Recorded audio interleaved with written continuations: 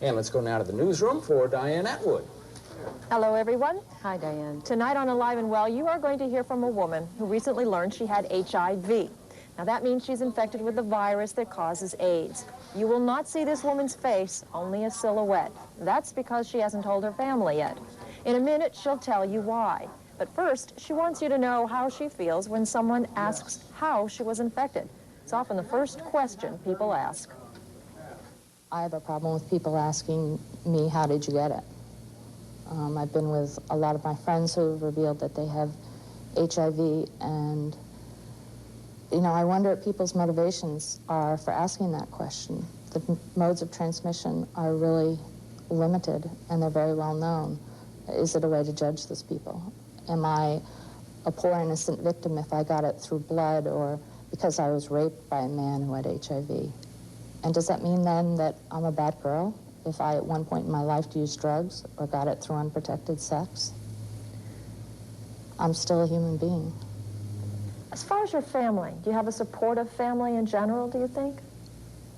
Yes, they're very supportive. So what are you afraid of when it comes to telling your mom and your dad?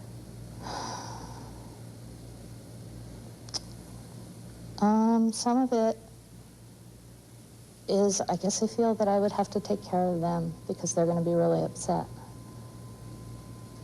And I don't have the energy to do that, and I don't know how to do that. And I guess the other part is they're very uneducated about this, and they need to become educated, and I recognize that. But with the experience that I've had, most people's reaction is they sort of write you off as if you're going to be dead, or you are dead. You're dying. And I don't feel like I'm dying. What would you like for them to be able to do for you when you decide to tell them? I don't know if they can, but what I would like is, I know they're going to react from their gut and how they're going, and that they're going to react from their feelings, but at least hold on to the knowledge that it doesn't mean I'm dead and I'm not going to necessarily die soon.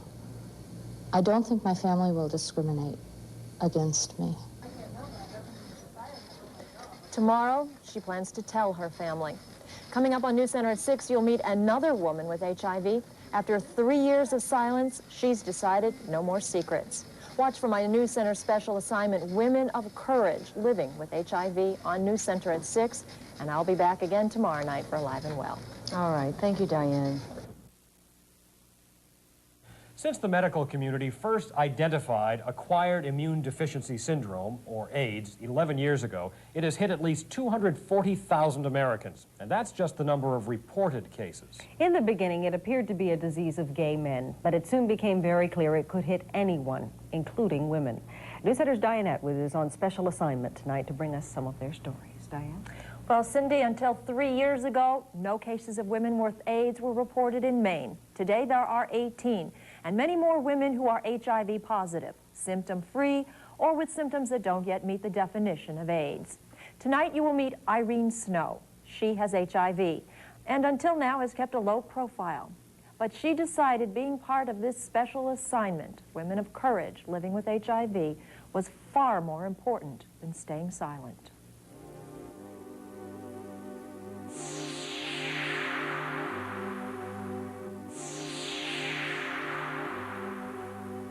No matter how much you love somebody, or no matter how much you are infatuated with somebody, or you have a crush on, no matter for what reason you're going to go and sleep with somebody, you don't know whether they're telling you the truth about their health.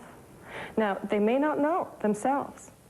And they may This know. is only the second time Irene Snow has stood before a class of high school students to talk about HIV and AIDS.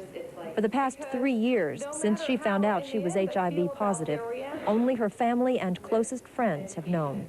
When I first got this, when I first tested positive, was a time when they had firebombed a family out of their house in Florida because their sons were HIV positive.